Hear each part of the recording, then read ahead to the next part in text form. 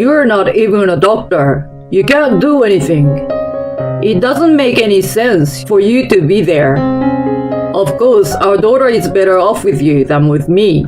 My husband was appealing that there would be no problem if he went on an overseas trip under the current circumstances. As I listened to him, I felt the little love I had left for my husband disappeared completely. My name is Alice, a 27-year-old housewife. I met my husband Felix, who is 10 years older than me, at the company I started working for after I graduated from college. Although my husband and I were in different departments, we started talking when he saved me from a drunken senior colleague at a company drinking party. And we started our relationship that ended in marriage 2 years later. My father died when I was very young, and my mother raised me as a single mother. When my mother was informed about my marriage, she was so happy that she cried. After 4 years of working, I was enjoying my job and planned to continue working after marriage, but my husband asked me to stop working. We can make our living with only my salary. That's more than enough. Yes, but I don't want to quit. I enjoy my job. Why?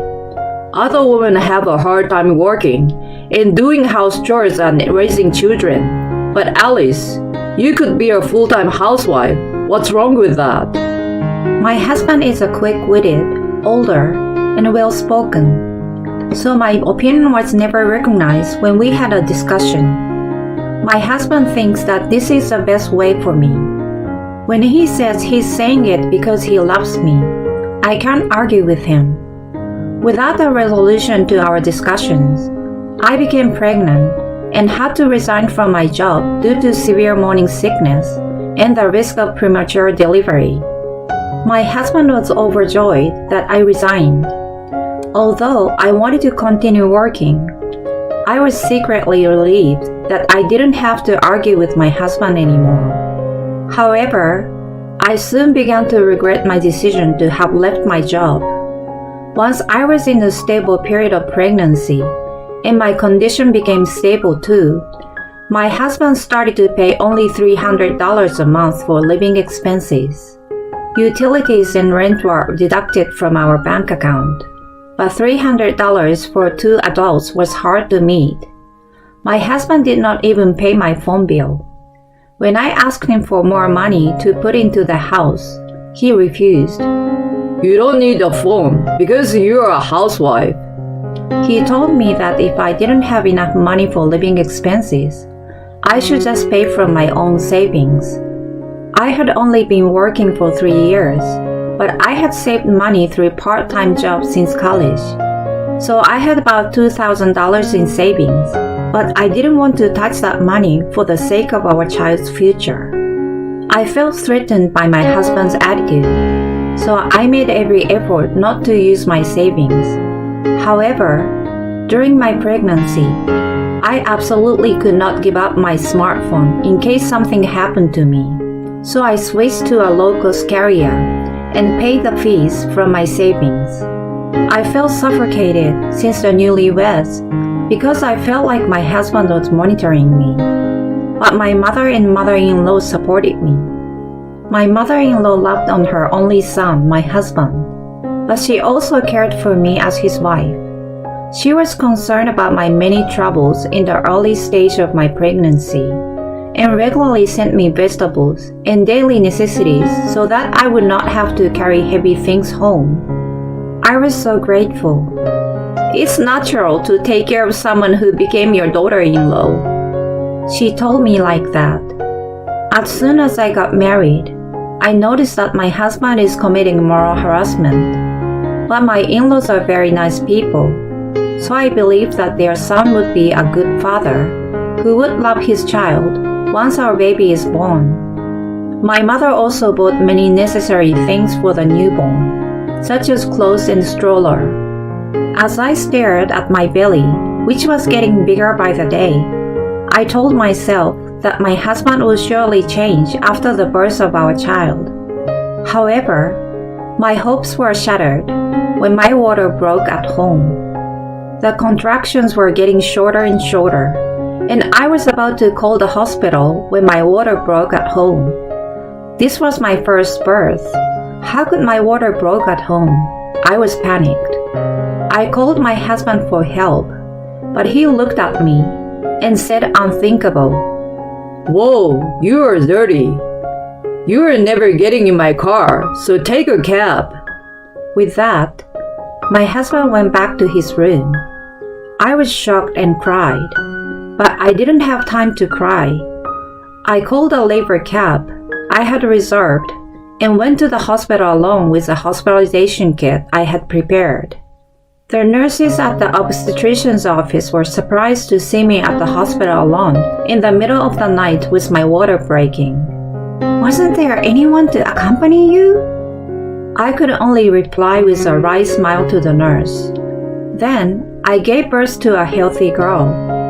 I needed to tell my husband, but I was anxious to see how he would react. But my husband was so happy to see our baby, as if he had forgotten that he said I was dirty when my water broke. And he immediately left his workplace and came to the hospital. It was only through the window, but my husband seemed thrilled to see our daughter. But I could not forget what he had said and done during my pregnancy, and what he had said to me when my water broke. I asked my father-in-law to name our daughter. More and more people these days don't like their in-laws naming their children. But I didn't want my husband to name her, and I didn't think he would let me name her. My daughter was named Lara. After leaving the hospital, I managed to do housework and raise my child with the help of my mother and mother-in-law. My husband only gave Lara milk once in a while and never bathed or changed a diaper. But this was better than I imagined. But I couldn't trust him anymore because my husband would make me take pictures of him feeding our daughter and then post the pictures on social media to show off.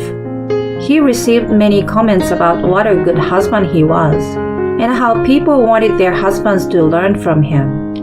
And my husband felt satisfied.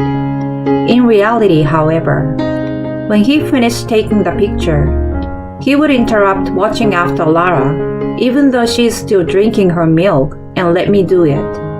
My husband doesn't take care of our daughter at all, except when taking pictures. The situation was further aggravated when my daughter started crying at night. My husband and I had separate bedrooms, but it seems that her crying reached him, and he got angry at me for being too noisy. On top of that, he would say, "What a useless mother you are, if you can get your child to stop crying. and You can't even live without me. You're so useless." I was mentally drained from the lack of sleep due to my daughter's crying at night, and I could not stop crying whenever my husband said such things to me. Divorce crossed my mind, but my mother-in-law, father-in-law, and mother are all convinced that things are amicable between us. Besides, I was not confident that I, a housewife, would be able to raise my daughter on my own. Then one day, I received a call that my mother had been involved in a traffic accident and had been rushed to the hospital. When I took my daughter to the hospital, my mother was still in surgery. The surgery was a success, but my mother did not wake up immediately. With my 4-month-old daughter in tow, I couldn't stay at the hospital forever, so I went home, even if I wanted to be by my mother. I had to prepare dinner, but I was in no mood to do so. I was sitting idle, taking care of my daughter at the minimum, and doing nothing else when my husband came home. "You didn't prepare dinner? What are you doing?" My husband yelled at me, but I wasn't scared at all, probably because I was distracted by my mother. My mother had an accident, and she hasn't regained consciousness. I want to stay with her at the hospital tomorrow, so can you take care of Lara while I'm there? "I can't. I'm going on an overseas trip tomorrow with my friends." I didn't know what my husband was talking about. Wait a minute. What overseas trip?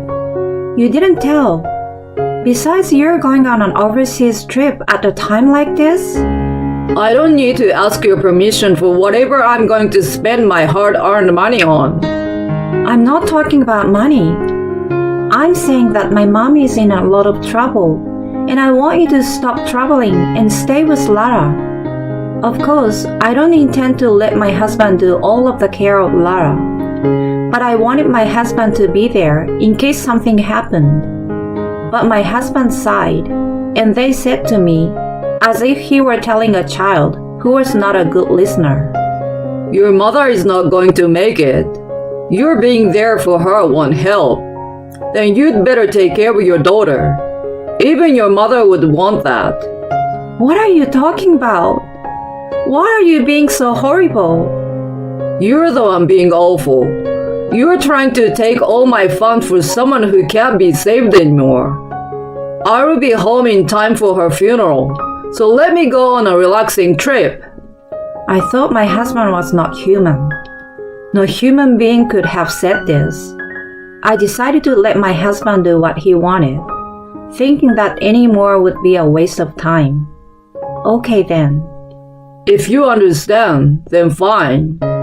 My husband smiled in satisfaction at my response and went to his room, perhaps to prepare for the trip. Until then, I had told myself that my husband's unreasonable words and actions were because he loved me. However, I can't believe that my husband loves me when he goes on an overseas trip under such circumstances and leaves me alone. I have pretended not to notice until now, but I'm sure that to my husband, I'm a wife who is naive and obedient. However, I have come to my senses. Growing up in a single mother household, I felt lonely without a father, and I didn't want my daughter to feel that way. However, I realized that the reason I missed my father so much was that I had fond memories of him being kind to me. I decided to divorce my husband because I thought he was no longer necessary for my daughter. My husband was just going on an overseas trip, so it was convenient for me to prepare for the divorce without his knowledge. The next day, my husband, who knew nothing about it, left for his overseas trip in a good mood. Fortunately, my mother regained consciousness. She said that if she works hard at the rehabilitation, the after effects of the accident will hardly remain. When I told my mother that I was going to divorce Felix, she was surprised, but said she would support me. However, I could see that even in the event of a divorce, if I didn't have something in my favor, I would be backed down. My husband would never admit his fault, and there was no way he would accept something that would be to his advantage. A speedy divorce after 2 years of marriage and 4 months after the birth of our daughter. That would be bad damage for him, so Felix would want to avoid it. Then, I took a look at my husband's social networking sites. I thought that if my husband was so enthusiastic on social networking sites about being a good husband and good father, there might be something to it. I checked his social networking site and found an unbelievable post in which he said he left his daughter with his mother and traveled abroad with his wife, feeling like newlywed. I continued to check and found that my husband had also posted pictures of a woman he claimed was his wife. Since they were all pictures of her hands and her back, with no face in the picture, and she was almost the same height as me, someone might think it was me. However, it is clear that the woman is not me. This was the first time I knew that my husband was cheating on me. I had been preoccupied with child care and my husband's moods, but when I thought about it more carefully, I realized that everything was wrong. I had a little bit of evidence of my husband's moral harassment, so I thought that if I combined these social networking photos with the evidence, we would definitely get a divorce. After that, I was a little overwhelmed, but I told my in-laws that I was divorcing Felix. At first, they tried to discourage me from divorcing him for the sake of our daughter. But when I told them the reason for the divorce, my in-laws were furious with my husband. They then told me the most outrageous thing. In fact, my husband had been engaged to a woman about 4 years before he married me. But the engagement had been called off because of his moral harassment. My in-laws had been concerned about me since the beginning of our marriage because they were worried that Felix might be morally harassing me and that we would get divorced. My in-laws got down on their knees and apologized to me, but I have nothing against them. They promised to be fully on my side and told me that if my husband did not pay alimony or child support, they would pay it instead. After that, I continued to check my husband's social networking sites and noticed something. In the comment section, where people had been praising my husband, I began to see comments criticizing him for leaving our 4-month-old daughter with his mother while he traveled abroad. The critical comments, which were few at first, increased each time he posted a picture of the trip. Seeing this, I thought that I could use this. When all the divorce preparations were over, I saw a post on my husband's social media that the happy time was over and he was going back home. My husband even wrote down the time of his flight, so I waited until he is on his way and posted, "I'm the wife of this man. The woman in the picture is not me." I wrote that in the comment section. I was skeptical that people would believe me, but the comment section got so many reactions faster than I had imagined. It seems that people who had known my husband since his school days and people from his company were watching his social media. And in no time at all, the comment section was overflowing with his misdeeds in his school life, to the fact that he had broken off his former engagement due to moral harassment. I laughed as the comment section told of the end of my husband's smooth sailing life. It matched well with his caption, "The happy time is over." Later, when my husband came home in a good mood, he still hadn't been on social media. I asked him for a divorce.